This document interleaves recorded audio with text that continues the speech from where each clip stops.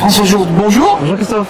Merci d'être avec nous sur le plateau de Ludovia TV. Merci à toi. Tu es un habitué de Ludovia maintenant? Troisième fois que je viens. Troisième fois, maintenant tu es blogueur invité, t'es dans le pool des blogueurs. Voilà. On voulait parler dans l'enseignement. Tu voulais parler des 4C dans l'enseignement, tu as des choses à dire? Je voulais parler des 4C parce que je voulais parler de l'apprentissage authentique. De l'apprentissage authentique. Tu voulais reste après la formation. Voilà. Alors, apprentissage authentique parce que je pense qu'on peut, enfin je pense, je suis pas le seul, on peut distinguer trois approches de l'apprentissage de la part de nos élèves. France dit a partagé un post État islamique, les décapitations de l'apprentissage de surface, c'est l'élève qui veut pas redoubler, donc il veut juste avoir, il veut pas avoir d'échec. Donc il travaille pour la note, pour passer à la classe supérieure. Il veut pas d'ennui, pas de vague, il prend le chemin court pour passer. D'accord. Apprentissage de surface. Et donc, par rapport au savoir, il voit les notions la veille pour le lendemain, que pour l'examen. Les maths, c'est demain, je fais les maths le soir. Exactement. Ça n'arrive jamais. Je ne participe pas. Mais voilà. Non, j'apprends pas mes cours, je suis partout. Donc, tout au cours de l'année, un peu en touriste. Un peu en touriste, il n'est pas impliqué, il n'est pas investi. Pas motivé. Pas motivé, le garçon. Alors, il y a une autre catégorie de garçons, jeunes filles, qui cultivent l'apprentissage stratégique. Oui. Alors, pour passer bien, parce qu'ils ont un projet, et ils vont choisir la matière. D'accord. Ils vont les choisir. En fonction des coefficients, j'ai 5 ici, donc j'ai bossé que ça, là je m'en fous. Voilà. Et ils vont les bachoter, et le fait de ne pas avoir compris en profondeur ne dérange pas trop la note qui leur permette de passer. Et donc ce type d'étudiant-là ne fait pas la liaison entre les différentes disciplines, puisqu'il en a bossé qu'une. Non, d'abord voilà, il y a pas de... Exactement. Et puis il n'y a pas de ça me rappelle des gens. Du savoir. D'accord, oui.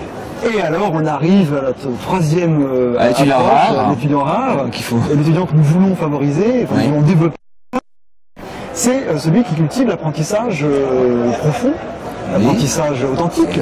C'est quoi l'apprentissage profond? C'est des savoirs qui restent après une semaine, un mois, un an? C'est-à-dire un apprentissage qui se fait par goût de l'apprentissage, par intérêt, par motivation intrinsèque.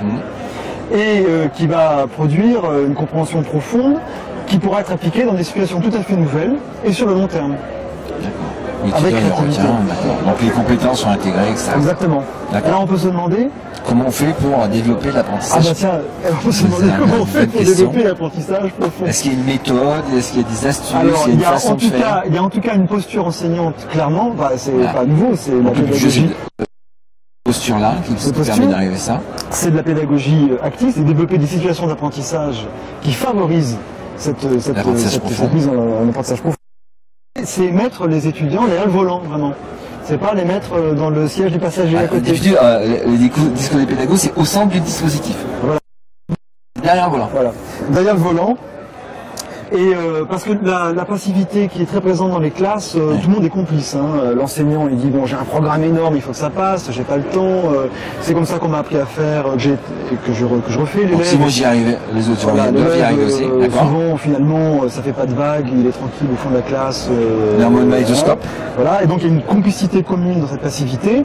Et d'ailleurs la technologie est souvent complice de ce crime de passivité quand elle est utilisée de façon uniquement transmissive. Ouais.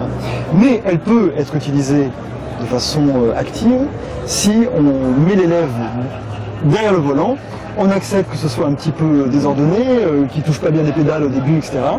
Et on l'accompagne là-dedans. Et il va à ce moment-là être co-producteur évidemment des matériaux. Donc tu as un petit cas conceptuel pour nous guider un peu là-dessus? Non, c'est la métaphore du volant et l'effet Ikea peut-être. L'effet Ikea. Alors l'effet Ikea c'est que on n'arrive pas à monter les tables. Non, alors il y a l'effet Ikea, c'est que c'est un peu d'abord on va y aller sans mode d'emploi. Mais comme ça on apprend de ses erreurs. Non, surtout c'est l'idée qu'on s'approprie quand même assez bien ce dans quoi on a mis les mains. Ce qu'on a manipulé soi-même. Donc il faut faire manipuler quoi, c'est ça l'idée. Faisons manipuler. Les concepts, les notions, les savoirs. Alors le petit cadre aussi quand même, le petit mémo, hein, c'est les 4C. Voilà, les 4C. Alors les 4C, c'est une façon de se rappeler et de s'interroger sur ce qu'on fait en classe. Alors il y avait les 4 mousquetaires. Non, c'est pas les 3 mousquetaires. Maintenant il y a les 4C. Il y a les 4C en tout cas. Donc c'est te dire, voilà, quand je fais une activité pédagogique, est-ce que j'active chacun de ces 4C? C'est pas une méthode, c'est plutôt un cadrage pédagogique. Alors les 4C, alors Épicure parlait du tétrapharmacone, le quadruple remède, qu'il fallait toujours avoir en tête, 4 petites phrases dont il fallait se souvenir, et qu'il fallait mettre dans sa poche. Ouais. Voilà, hein, c'est le petit pense-bête.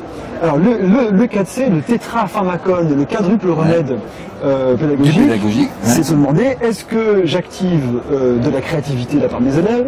Ils n'ont pas d'ordre de préséance. Hein. Est-ce que j'active de la créativité? Est-ce que j'active de la pensée critique, creative thinking, voilà pour le C? Est-ce que j'active de la collaboration? Et est-ce que j'active de la communication? D'accord. Voici pour nos 4C, Christophe. Merci.